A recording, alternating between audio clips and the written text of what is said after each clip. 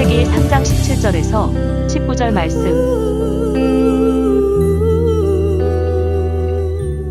아담에게 이르시되 내가 네 아내의 말을 듣고 내가 내게 먹지 말라 한 나무의 열매를 먹었은즉 땅은 너로 말미암아 저주를 받고 너는 내 평생에 수고하여야 그 소산을 먹으리라. 땅이 내게 가시덤불과 엉겅퀴를 낼 것이라. 내가 먹을 것은 밭의 채소인즉 내가 흙으로 돌아갈 때까지 얼굴에 땀을 흘려야 먹을 것을 먹으리니 내가 그것에서 취함을 입었음이라. 너는 흙이니 흙으로 돌아갈 것이니라 하시니라. 지난해 5월에 50여 개 나라 400명의 전문가들이 참여하여 1800페이지에 달하는 방대한 양의 지구평가 보고서를 발표한 적이 있습니다. 2018년에 내놓은 지구 생명 보고서라고 하는 이 보고서를 바탕으로 해서 만들어진 이 보고서는 오늘날 지구가 당면한 생태계의 위기가 얼마나 심각한 수준에 와 있는가를 예리하게 파헤치고 있습니다. 지구가 이런 식으로 계속해서 파괴의 행진을 거듭해 나간다면 지구의 미래는 지극히 암담할 뿐이라고 하는 것입니다. 다시 말씀드리면 환경오염과 기후변화로 인한 생태계의 위기를 당장 해결하기 위해 행동으로 나서지 않는다면 지구의 파국은 불보듯 뻔한 일이라고 하는 것입니다. 물이 죽고 공기가 죽고 땅이 죽고 숲이 죽고 강이 죽고 바다가 죽는다면,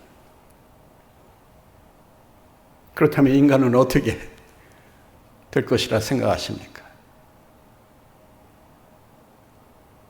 생태계의 붕괴와 더불어 인류는 지구상에서 영원히 사라지고 말 것입니다. 생태의 위기는 곧 지구와 인류의 생존과 밀접하게 관련이 되어 있다고 하는 것입니다.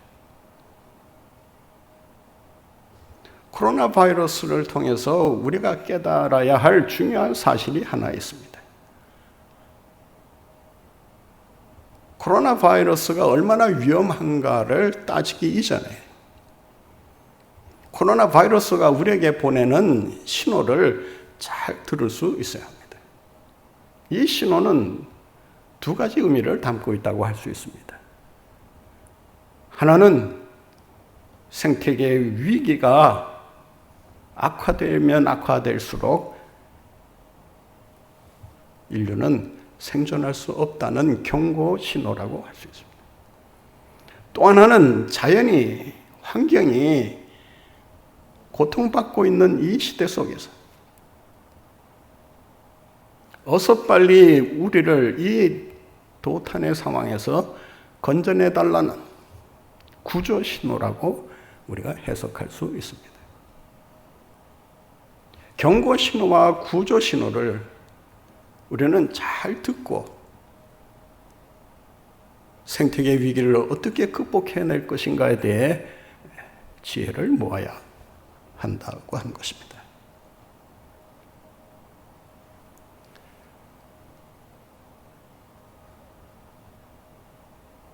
생태의 위기를 어떻게 극복해 나가느냐라고 하는 방안 제시에 앞서서 생태계의 위기가 어디에서부터 왔는가? 생태의 위기를 불러온 초래한 그 원인이 무엇인가를 살펴볼 필요가 있다는 것입니다. 생태 위기를 초래한 주 원인을 살펴보면 세 가지로 정리해 볼 수 있습니다. 하나는 인간 중심의 세계관이라고 할 수 있습니다. 이 세계관은 생태계의 위기와 때려야 뗄 수 없는 밀접한 관련을 가지고 있습니다. 왜냐하면 사람은 세계관에 따라서 행동을 결정하기 때문입니다. 인간 중심의 세계관이라고 하는 것은 인간이 만물의 영장이요 자연의 중심으로서 자연을 지배하고 다스려야 된다라고 하는 그러한 관점에서 세계를 보는 것을 말합니다.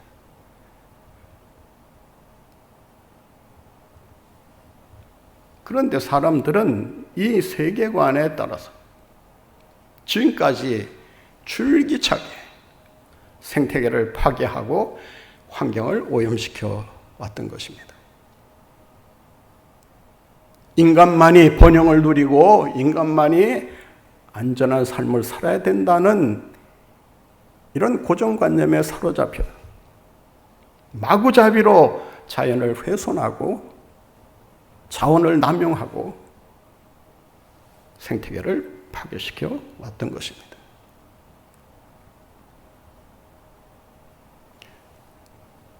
박임원 박사가 쓴 생태학적 세계관과 문명의 미래라는 책을 보면 지금까지 인간은 자연의 지배자로서 군림하려고만 했지 자연을 돌보고 섬기는 역할을 전혀 감당하려고 하지를 않았다는 것입니다. 따라서 계속해서 자연은 그런 논리에 따라 파괴의 대상이 되고 사람들의 이용물로 전락하고 만 것입니다. 생태의 위기를 불러오는 또 하나의 원인이 있습니다. 그 위기를 일으키는 그 주 요인을 살펴보면 이윤추구라고 하는 인간의 끊임없는 욕망 때문임을 알 수가 있습니다. 인간은 지금까지 자연을 이용해서 돈벌이를 해왔습니다. 심지어 하나님께서 모든 사람들이 골고루 나눠 쓰라고 주신 공공재, 물이라든지 공기라든지 햇빛이라든지 이런 것을 서로 나누고 공평하게 사용하라고 하셨는데 인간의 욕심이 이 자원을 독점함으로써 이윤을 극대화하려는 이런 불행한 삶을 살아왔다는 것입니다.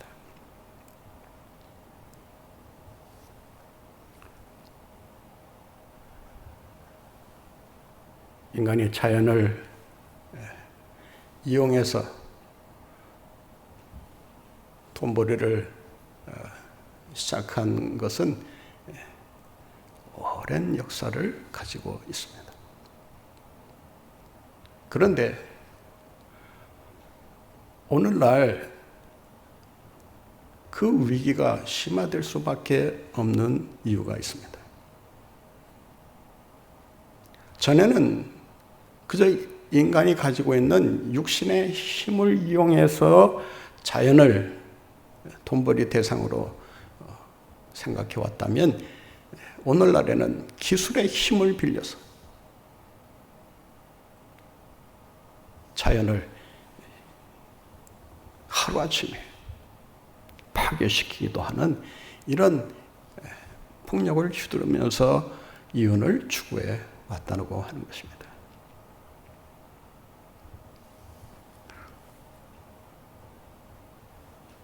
인류 마지막 자원의 보고이자 지구의 허파라고 불려지는 원시림과 열대 우림마저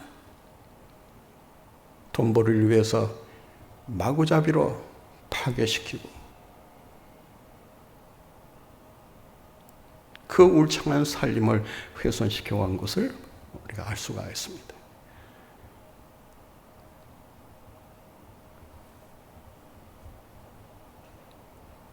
전문가들의 말에 의하면 인간이 뿜어내는 이 탄소 가스와 이 오염을 해결하기 위해서는 75%의 숲이 존재해야 한다고 합니다. 그런데 지금 현 수준이 어느 정도인가? 60%에 불과하다고 하는 것입니다. 갈수록 신선한 공기를 마시기가 힘들어지는 그런 상황이 찾아오고 있는 것입니다. 이번 산사태의 주범으로 알려진 태양광도 마찬가지 아니겠습니까? 태양광을 설치하기 위해서 이 나라의 산림의 훼손을 막대하게 가져왔던 것입니다. 통계에 의하면 여의도 면적의 17배에 달하는 그러한 산림을 깎아내고 잘라내고 안전평가나 환경평가도 없이 태양광을 세우다 보니 산사태에 취약한 그런 약점을 드러낼 수밖에 없었다고 하는 것입니다. 돈벌이를 위해서라면 수단 방법 가리지 아니하고 자연을 훼손하려는 인간의 이기적인 행태를 중지하지 않으면 언젠가 이 자연은 우리 인류를 향해서 맹렬한 재난과 재해를 가져다 주면서 공격을 하게 될 것입니다. 생태계의 위기가 초래될 수밖에 없었던 주 요인이 하나 있습니다. 그것은 하나님께서 세워놓으신 울타리를 인간이 걷어차 버렸기 때문이라는 것입니다. 오늘 본문 말씀에 보면 하나님께서 인간의 생명과 안전을 위해서 선악과와 생명나무를 가까이에서는 안 된다는 명령을 내리십니다. 하나님께서 그 선을 정해 놓으신 이유는 우리를 구속하기 위해서가 아니라 그 선을 넘어갈 때 엄청난 위험이 뒤따를 수밖에 없다는 것을 주님께서 알고 계셨기 때문이라고 할 수 있습니다. 그런데 인간은 넘지 말아야 될 선을 과감히 넘어감으로써 하나님의 명령에 불복종하고 결국 먹지 말아야 할 선악과를 따먹고 말았던 것입니다. 그 결과 오늘 본문에 보면 범죄는 인간이 했지만 그 불행한 결과는 고스란히 피조세계가 담당해야 한다는 것을 우리에게 보여주고 있습니다. 본 말씀 18절을 한번 다시 보겠습니다. 땅이 내게 가시덤불과 엉겅퀴를 낼 것이라. 네가 먹을 것은 밭의 채소인즉 내가 흙으로 돌아갈 때까지 얼굴에 땀을 흘려야 먹을 것을 먹으리니 내가 그것에서 취함을 입었습니다. 17절 말씀에 보면 내가 네게 먹지 말라 한 나무의 열매를 먹었은즉 땅은 너로 말미암아 저주를 받게 될 것이다. 그 죄값은 죄를 저지른 인간이 받아야 함에도 불구하고 그 죄값이 어디로 넘어가느냐? 땅이 그 죄값을 받고 저주를 받게 된다고 하는 것입니다.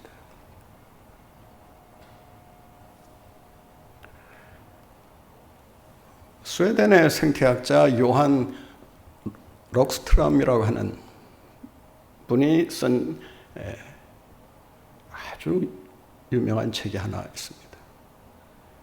지구 한계의 경계에서라는 책입니다. 그는 한계 이론을 처음 사용한 학자입니다.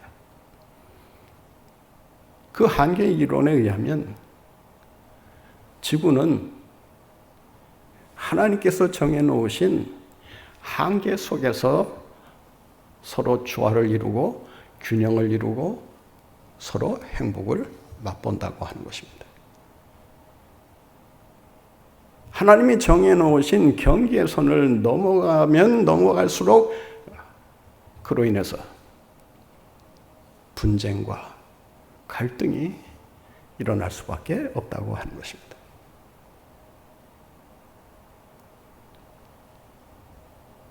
그는 지구 위험 한계선이라는 이런 이론을 통해서 지구에는 9개의 이 경계선이 있다고 말을 합니다. 그 첫 번째가 기후변화입니다. 나머지 9개는 토양 오염이라든지 해양 오염이라든지 공기 오염이라든지 이런 그 지구를 위협하는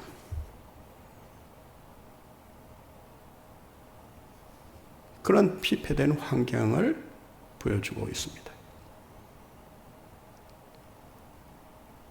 하나님께서 정해놓으신 지구 위험 경계선을 인간이 넘어가면 그로 인해서 생태계는 파괴되고 생태계가 화를 내면서 인간에게 고통을 안겨다 준다는 것입니다.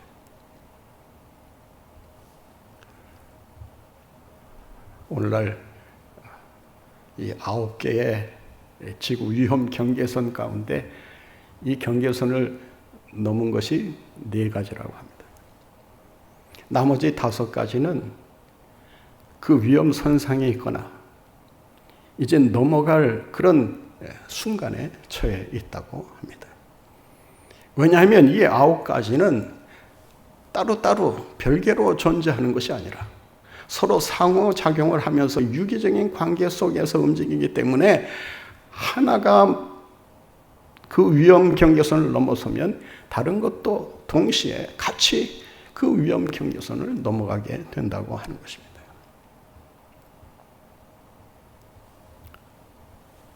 영국의 왕립학술지의 보고에 따르면 이 코로나 바이러스가 왜 생겼는가, 왜 창궐하게 되었는가를 이렇게 설명합니다.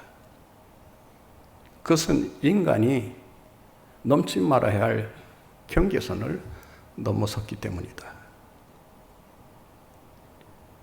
하나님은 인간이 사는 영역과 야생동물이 사는 영역을 따로 구분해 주셨다고 하는 것입니다.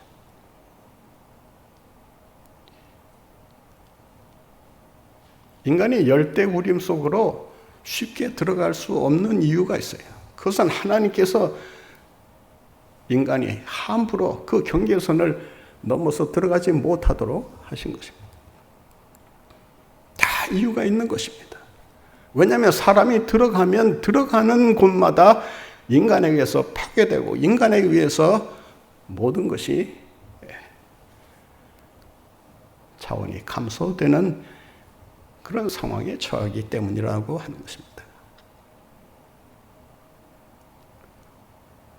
인간이 보다 쾌적한 환경을 찾아서 보다 아름다운 경치를 찾아서 점점 산을 헤집고 들어갑니다. 제가 왔을 때만 해도 우리 예람 수양관이 정말 얼마나 보기 좋고 아름다운 곳인지 갈 때마다 감탄을 했습니다.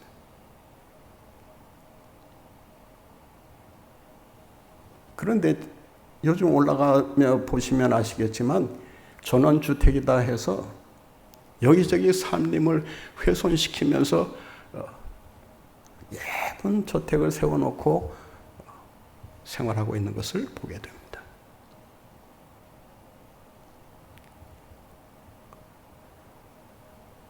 자기 마당을 잘 가꾸기 위해서 이 잡초가 나는 것을 방지하기 위해 제초제를 뿌려댑니다.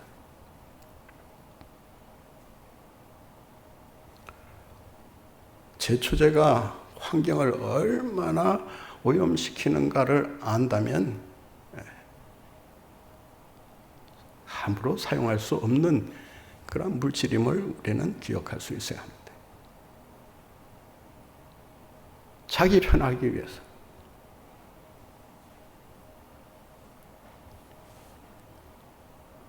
이 한계선을 넘어갑니다. 아프리카의 에볼라라고 하는 그 바이러스가 창궐하면서 세계를 깜짝 놀라게 했던 적이 있습니다.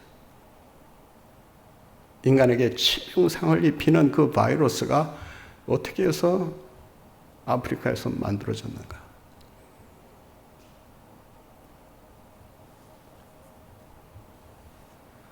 골릴라와 원숭이의 서식지를 인간이 침입해 들어가기 시작하면서 개체수가 줄어들고 그 동물이 가지고 있었던 바이러스나 병균체를 인간에게 옮겨줌으로써 그런 무시무시한 바이러스가 인간을 통해서 나타나게 되었다라고 하는 것입니다. 코로나 바이러스 역시 마찬가지라고 할 수 있습니다.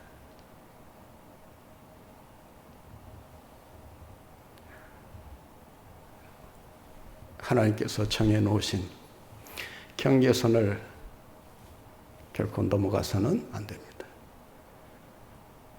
하나님께서 그 경계선을 만들어 놓으셨을 때는 다 이유가 있는 것입니다.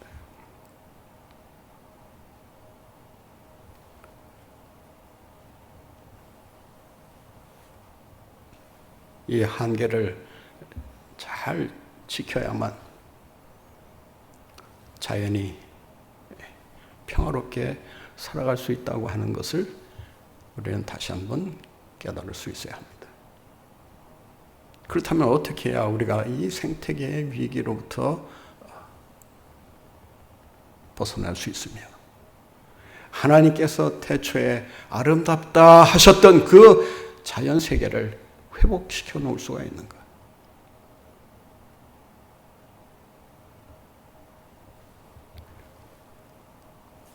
첫째는 지금까지의 모든 행동 방식과 사고 방식을 180도 바꿔야 한다는 것입니다. 끊임없는 욕망을 절제하고 나의 죄로 인해 인간만이 아니라 자연 세계까지 피해를 입을 수밖에 없다는 것을 기억하고 그 죄악된 길에서 돌아서야 하는 것입니다. 본문 말씀을 우리가 살펴보면 왜 땅이 저주를 받고 엉겅퀴와 가시덤불을 내어 인간을 평생 동안 고통 가운데 살게 하셨는가? 그것은 아담이 범한 죄 때문임을 오늘 본문은 우리에게 가르쳐주고 있습니다. 인간의 죄와 자연과의 관계가 왜 그런 관계 속에서 움직이는가에 대해서는 우리가 알 도리가 없습니다. 한 가지 분명한 것은 하나님께서 인간이 범죄하면 그 범죄에 대한 대가로 인간에게만이 아니라 자연을 통해서 인간에게 보복하도록 만드신다고 하는 것입니다.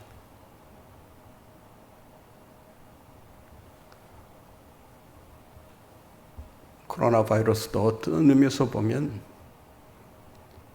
그동안 인간이 자연을 파괴하기 위해서 자연에게 가했던 그 폭력에 대한 그 무시무시하고 잔인하게 이를 데 없는 인간의 공격에 대한 자연의 보복이라고 말할 수가 있을 것입니다.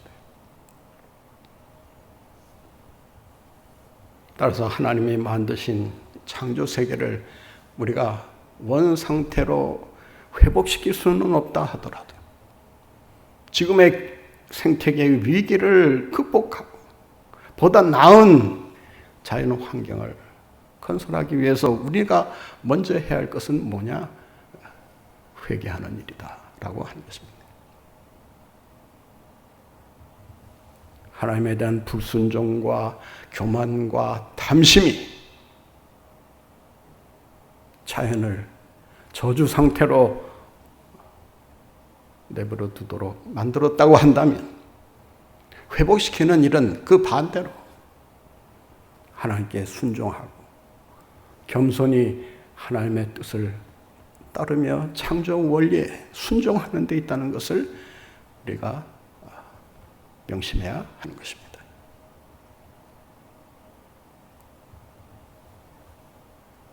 우리가 죄로부터 살아날 수 있는 길은 참여하는 길밖에는 없습니다. 자연을 회복시키는 일도 인간의 참여에서부터 비롯된다는 것을 기억하시고 그동안 우리가 알게 모르게 자연을 학대하고 자연을 유린하고 자연을 착취해 왔다면 그 범죄 행각을 뉘우치고 하나님께서 주신 이 자연 환경을 잘 보존하고 관리하고 책임 있게 다스리는 일에 힘써야 한다는 것입니다. 생태계 위기를 극복하고 더 나은 자연세계 환경을 만들어가기 위해서는 어떻게 해야 하는가?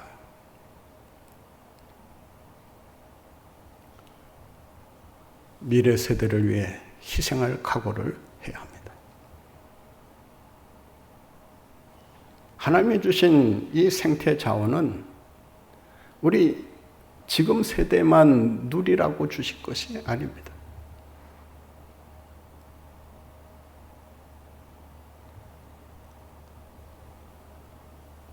이 자원은 다음 세대도 똑같이 누릴 수 있어야 합니다.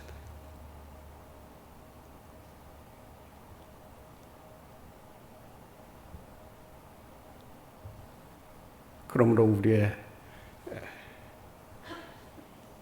씀씀이를 줄이고 다음 세대를 위한 몫을 따로 만들어 놓아야 한다는 것입니다.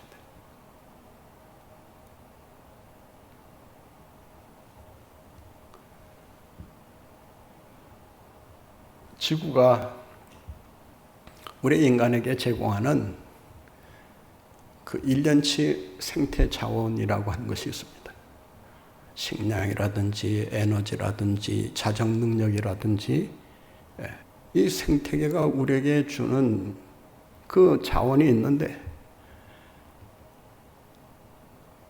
인간이 자기의 그 할당된 몫을 넘어서서 그 몫만 사용하는 것이 아니라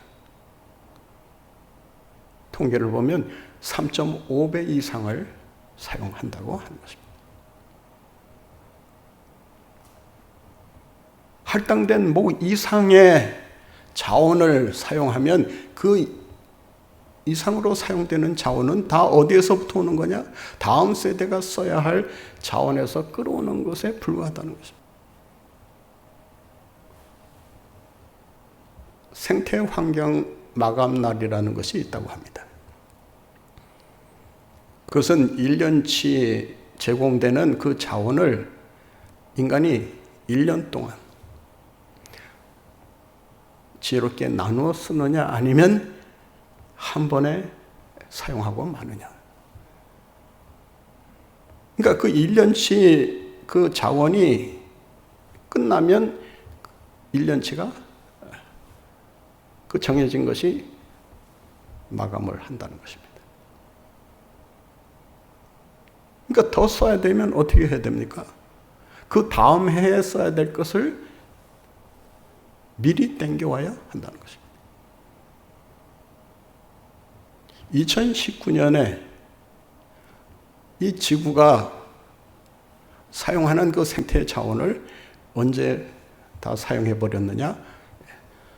4월이 채 가기도 전에 4월 20일쯤 그 할당된 자원을 다 써버렸다는 것입니다. 그러면 8개월 동안 써야 될 자원은 어디에서 오느냐? 2020년에서 끌어오는 것입니다. 그러니까 지금쯤 우리가 쓰는 자원을 어디에서 지금 가져다 쓰느냐? 2021년에서 사용해야 할 몫을 갖고 오는 거예요.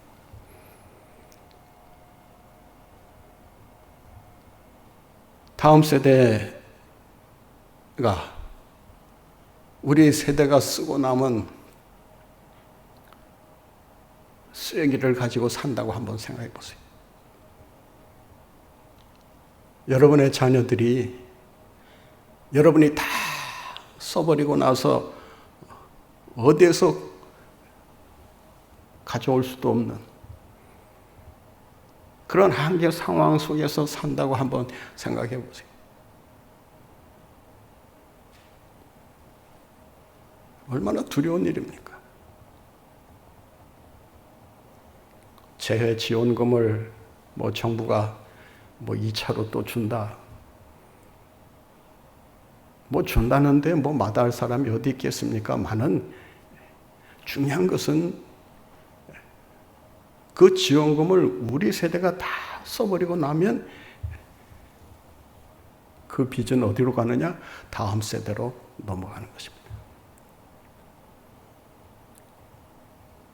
우리가 지원금을 받아 쓸 때는 즐겁고 행복할지 모르지만 그것이 다음 세대로 넘어가면 그것이 빚으로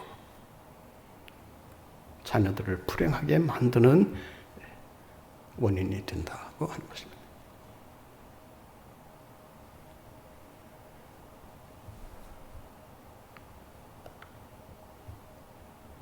우리가 이 생태계의 위기를 극복하고 보다 아름다운 세상을 만들어 가기 위해서는 인간이 흙이라는 사실을 깊이 깨달아야 합니다.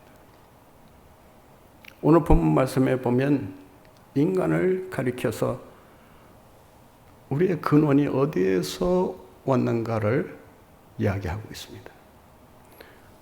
너희는 흙으로 왔기 때문에 흙으로 돌아갈지니라. 이 말을 히브리어 원문으로 직역해보면 이런 뜻입니다. 너는 진실로 흙일 뿐이다. 인간은 자연의 지배자나 자연의 주인이 아니라 자연의 일부인 흙에 불과하다. 따라서 흙인 존재가 주인 행세하려고 하거나 자연을 지배하려고 해서는 큰 위험에 빠질 수가 있다. 지구의 종말을 재촉할 수도 있다는 사실을 우리가 잊지 말아야 합니다. 흑인 인간이 그러면 어떻게 해야 되느냐? 다른 피조물을 섬기고 돌보는 청지기의 역할을 감당해야 하는 것입니다. 이럴 때 생태계의 위기를 넘어서서 하나님이 처음 창조하실 때 자연세계를 바라보며 참 좋았다, 아름다웠다 라고 감탄한 것처럼